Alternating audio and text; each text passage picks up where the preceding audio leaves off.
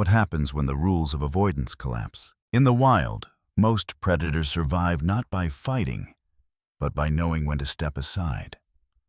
Lions and hyenas share the same land, hunt the same prey, and drink from the same rivers. Yet most of the time they do not clash head-on. Conflict is costly. Injury is a death sentence. And hesitation can mean starvation. But sometimes balance breaks. On this night, there is no retreat. The savanna is unusually quiet. No warning calls. No distant movement in the grass. Only the low wind sliding across open ground, carrying scents of blood, fear, and opportunity. Somewhere in the darkness, two dominant forces move closer than they ever should. This is not a chance encounter.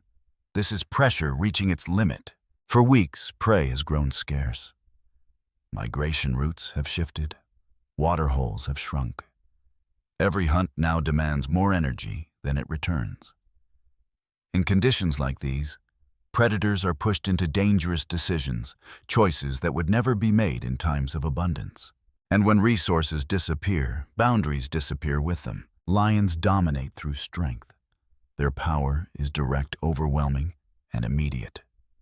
A single charge can end a confrontation before it begins.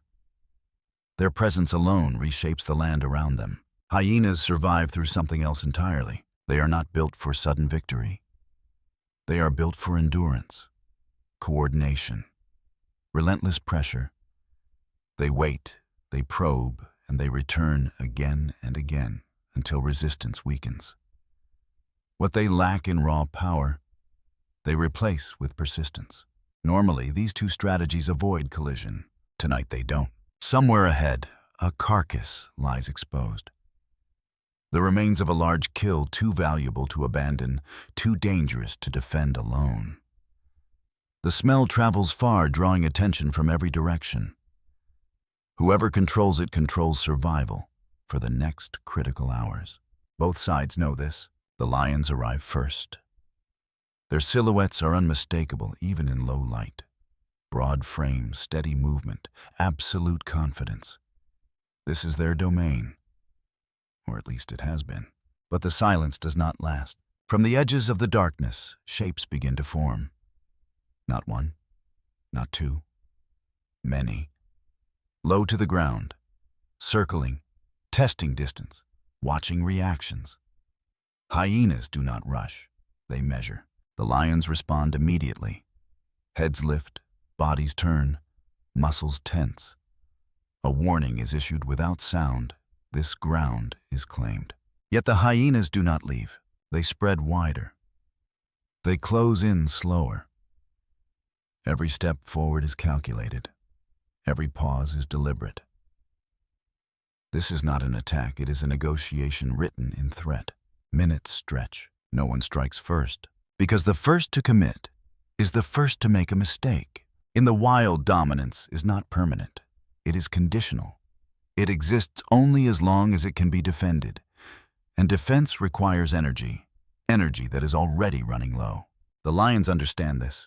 So do the hyenas. This confrontation is not about territory alone. It is about momentum. About who can afford to wait and who cannot.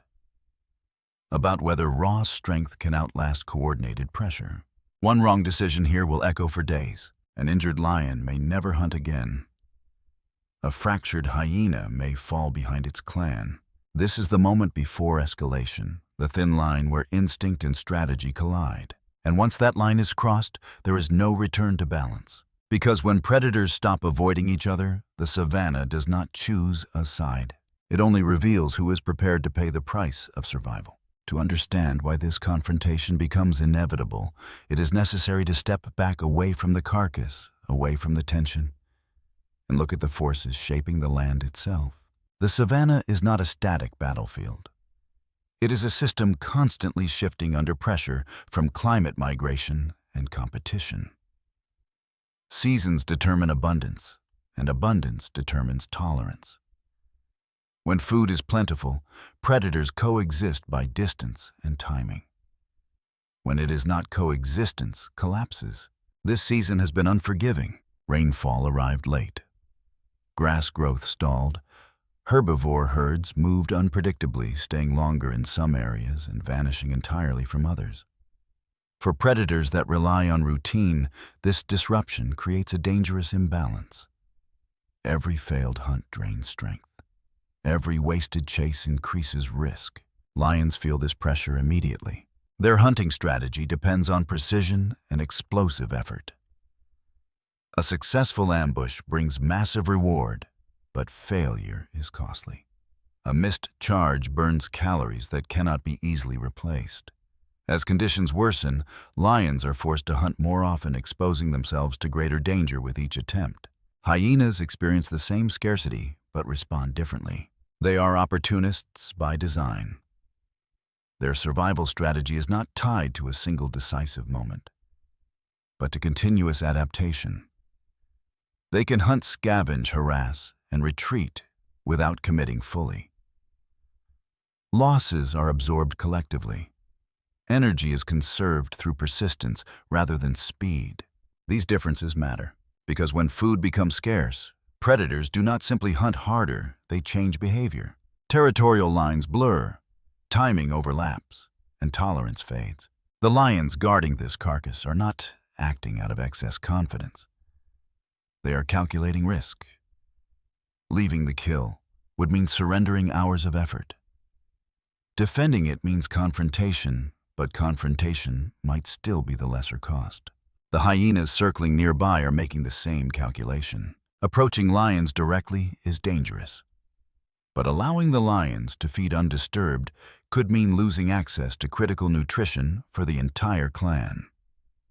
Waiting, probing, applying pressure, these are not signs of hesitation. They are strategic choices. Neither side is acting irrationally. Both are responding to an environment that no longer allows avoidance. In the wild, dominance is often misunderstood as brute force. In reality, dominance is control over decision-making. It is the ability to dictate when and where conflict happens, or whether it happens at all. For lions, dominance has traditionally meant presence, a visible threat, a clear message. For hyenas, dominance emerges differently. It is cumulative. It builds through repetition, through stress, through forcing opponents to react again and again until mistakes are made. This encounter sits at the intersection of those two philosophies. The lions stand firm, relying on intimidation and confidence. Their posture signals readiness, but also fatigue. Long hours without rest show in subtle movements, slower turns, heavier breathing, longer pauses. The hyenas notice everything. They do not need to overpower the lions. They only need to outlast them. As minutes pass, the cost of standing guard rises. Muscles stiffen. Focus slips. The lions must remain alert in every direction, while the hyenas distribute attention across the group. This asymmetry is critical. Predation is not only about killing, it is about forcing decisions under pressure. And pressure, when applied long enough, reshapes behavior. This is why clashes like this are so dangerous. Not because one side is clearly stronger, but because neither can afford to disengage. The savannah has narrowed their options to a single point of conflict. And once choice disappears, escalation becomes inevitable. The distance between them shrinks not suddenly, but deliberately. At first, it is subtle. A step closer. A pause. Another step. The hyenas advance in fragments rather than a single line, creating uncertainty. Each movement tests the lion's response time, their willingness to commit. The lions answer with posture. Heads rise higher. Bodies angle forward. A low warning vibration moves through the group, a signal meant to end the discussion before it begins. This display has worked countless times before. Most challengers withdraw at this stage. Tonight it doesn't. The hyenas stop, but they do not retreat. Instead, they spread wider, expanding the perimeter. Their spacing forces the lions to turn repeatedly, shifting focus from one direction to another. Every turn consumes energy. Every adjustment increases tension. This is no longer a standoff. It is a slow extraction of control. One hyena moves closer than the rest, testing the boundary. The reaction is immediate. A lion lunges forward not to strike, but to remind. Dust lifts from the ground as paws slam down. The message is clear: advance further, and consequences follow. The hyena withdraws exactly as expected, but two others replace it. This is the pattern: advance, withdraw, replace, repeat. The lions respond again and again, each time burning energy, each time reinforcing a defense that cannot be sustained indefinitely. What looks like hesitation from the hyenas is in reality coordination. They are not waiting for permission. They are waiting for fatigue. Time stretches. The carcass remains untouched. Feeding now would require lowering guard, and lowering guard would invite attack. The lions are trapped in readiness, unable to benefit from the very resource they are defending. That is the turning pressure. Because hunger is not immediate, but exhaustion is cumulative. A sudden burst of noise breaks the rhythm. Laughter, sharp, chaotic, unmistakable. The hyenas vocalize not as communication, but as provocation. Sound becomes a weapon destabilizing focus and signaling confidence. The lions answer with movement. One charges fully this time, committing more than before. The hyenas scatter, instantly splitting in multiple directions. The charge succeeds, but only briefly. The lion stops short, forced to return before straying too far from the carcass.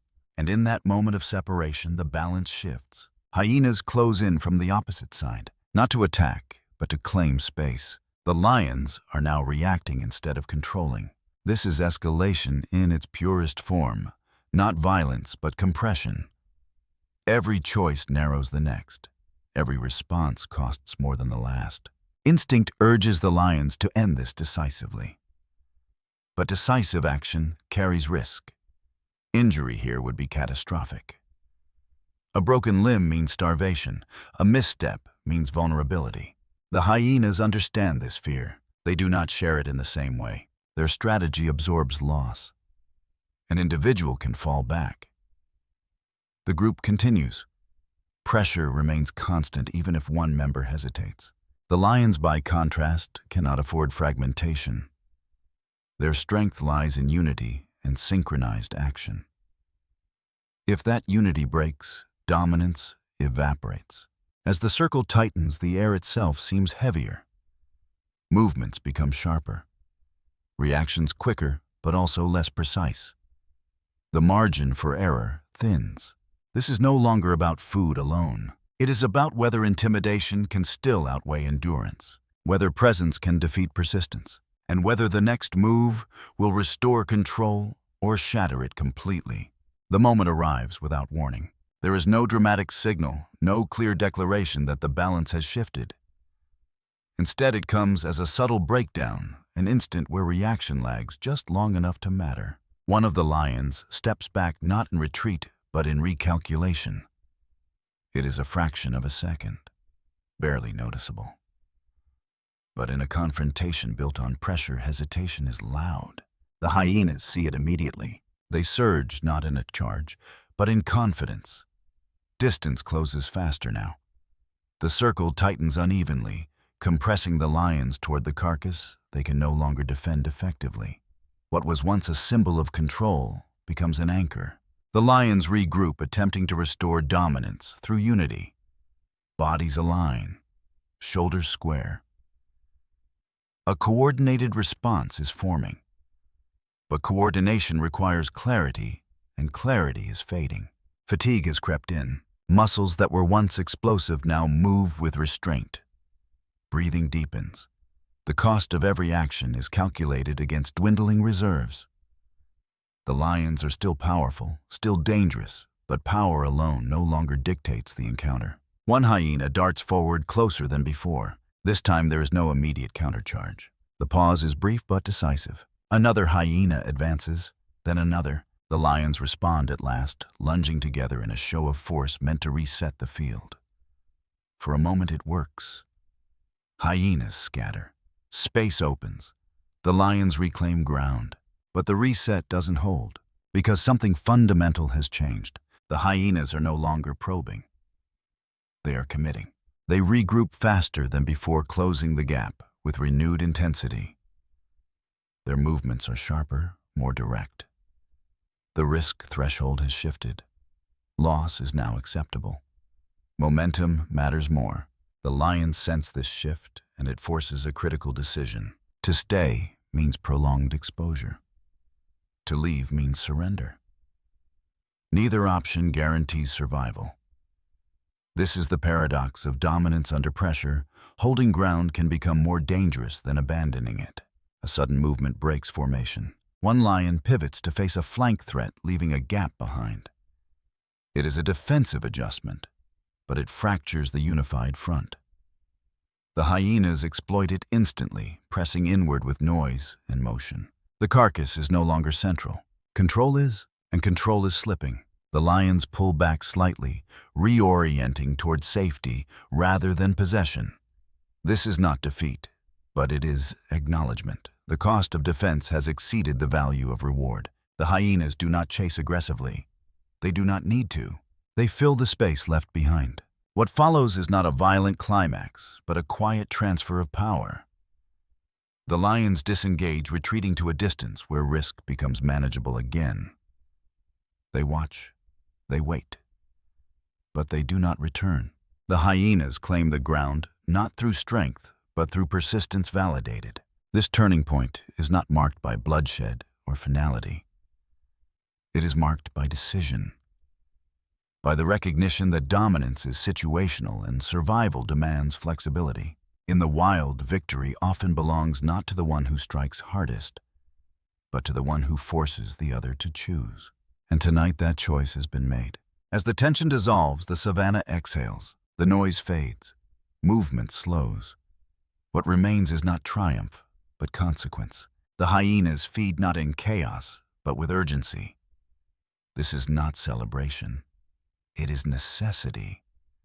Energy must be replaced quickly before another challenge emerges. In the wild, possession is temporary, and vigilance never ends. At a distance, the lions remain still. They have not lost their status. They have not been overpowered. But they have yielded a moment, and moments shape survival as much as victories do. They will hunt again. They will dominate again. But not here. Not now. This encounter leaves no visible scars, yet its impact runs deep, because it reinforces a truth the savanna never forgets. Strength is not absolute. It is conditional. It depends on timing, context, and the willingness to adapt when circumstances change. Lions rule through presence. Their dominance is immediate and unmistakable. But presence demands energy. It demands readiness at all times. When resources dwindle, that demand becomes a burden. Hyenas thrive on endurance. Their power grows over time, accumulating through repetition and pressure. They are not designed to win quickly, but they are designed to wait longer than their rivals can afford. Neither strategy is superior. Each succeeds only under the right conditions. This is what makes the wild so unforgiving. There are no permanent kings, no lasting victories. Only shifting balances shaped by environment and behavior. Every advantage carries a cost. Every decision narrows future options. What unfolded here was not an anomaly. It was an expression of the system at work. When food is scarce, avoidance fails. When avoidance fails, strategy is exposed. And when strategy is exposed, survival favors the adaptable. The lions retreat not because they are weak, but because survival requires restraint as much as aggression. Living to fight another day is not cowardice, it is calculation. The hyenas succeed not because they are fearless, but because they understand that persistence can exhaust even the strongest opponent.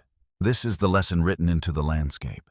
Predators do not seek conflict for its own sake. Conflict is a cost. It is a risk weighed against hunger, injury, and time. The wild rewards those who minimize loss, not those who maximize violence. As night deepens, the savanna resets. Tracks fade, scents disperse. Tomorrow will bring new movements, new encounters, new tests of dominance. The balance will shift again, as it always does. Because in this world, survival is never claimed once. It is negotiated moment by moment. And every predator, no matter how powerful, must eventually answer the same question. When the pressure rises, will strength be enough? Or will endurance decide the outcome?